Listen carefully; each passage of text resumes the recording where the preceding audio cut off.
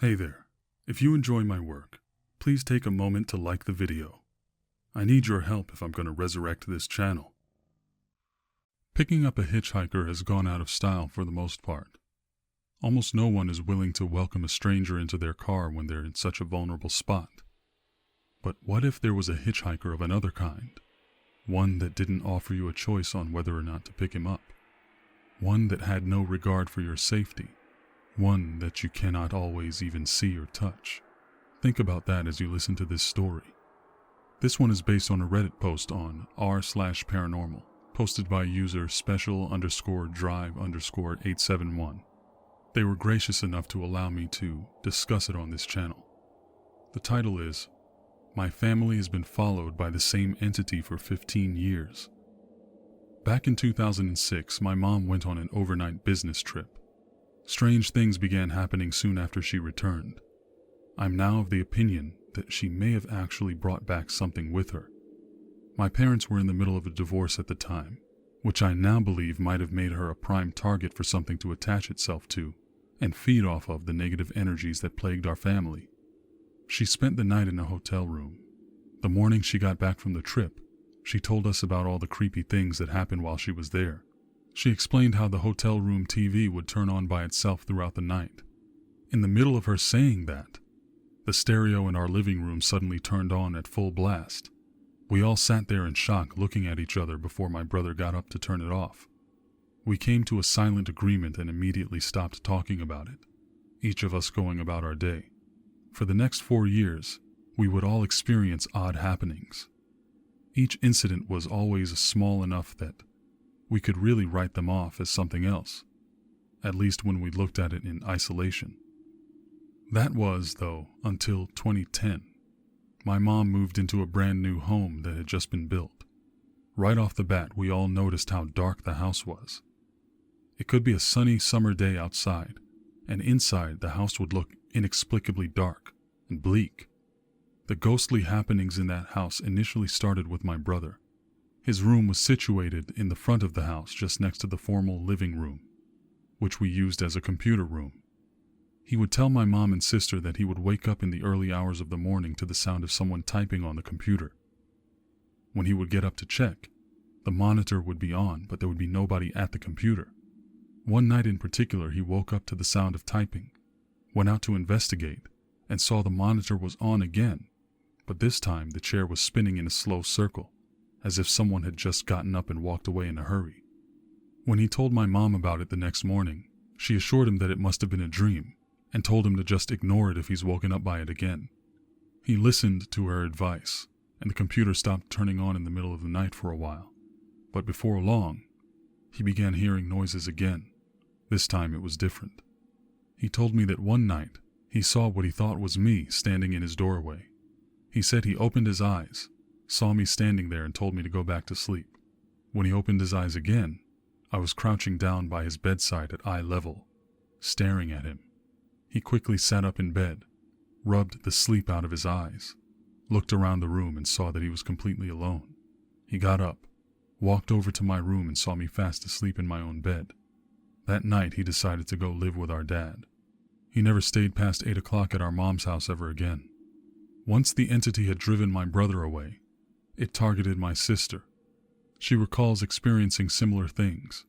She would see me or my brother crouching at her bedside or in her doorway.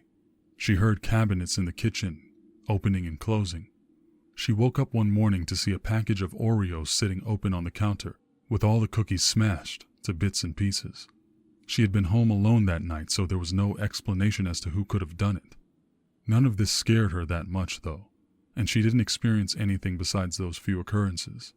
I was 10 years old at the time, and I had no idea what had been happening to my brother and sister in our house. They didn't tell me until much later on because they didn't want to scare me. Still, I wouldn't be so lucky forever. For me, it started with shadow people. I would see them wandering through the hallways. One night, I was lying in my mom's bed reading a book. Her bedroom had its own bathroom attached.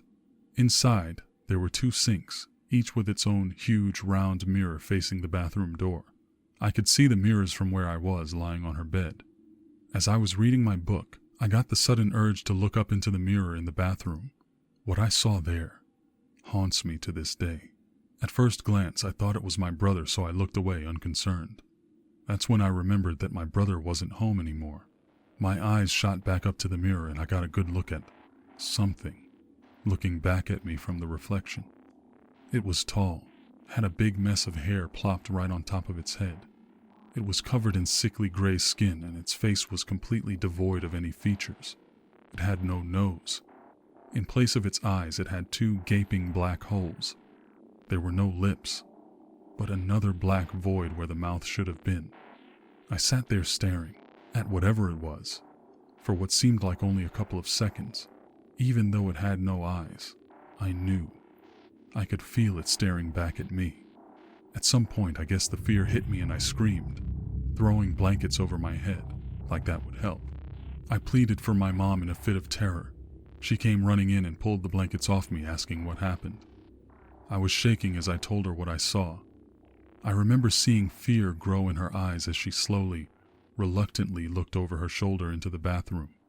To ease my mind, she told me it was common for mirrors to play tricks on people's eyes. She said I was probably imagining things because of the book I was reading. We moved out a few months after that incident, and I haven't experienced anything like that since. To this day, I have no idea who or what was tormenting us for the years we lived there. Maybe I'll never know. Thanks for listening. If anyone has seen or heard of an entity like the one I described, please let me know. Alright, so off the top of my head, I remember hearing about an entity that looked almost like a melted humanoid creature. It was a part of one of my unknown cryptid series that I used to do. Did a lot of collabs with my friend Mr. Davis with those videos back in the day.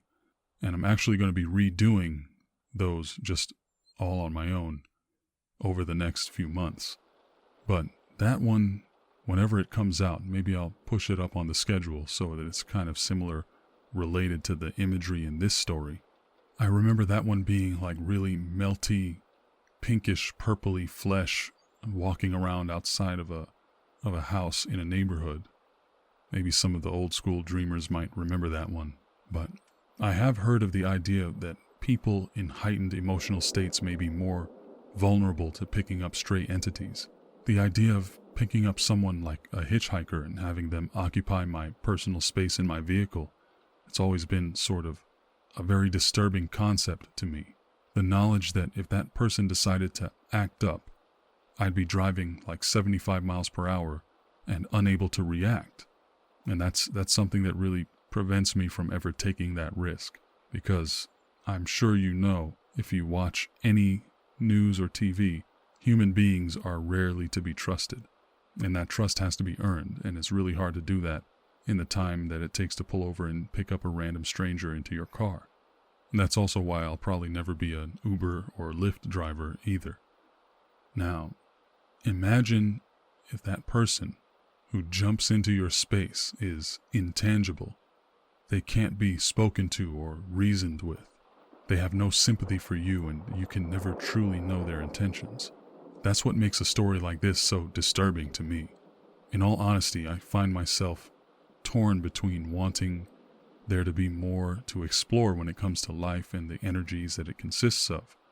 I want science to one day show us if and how our minds go on after our bodies give out.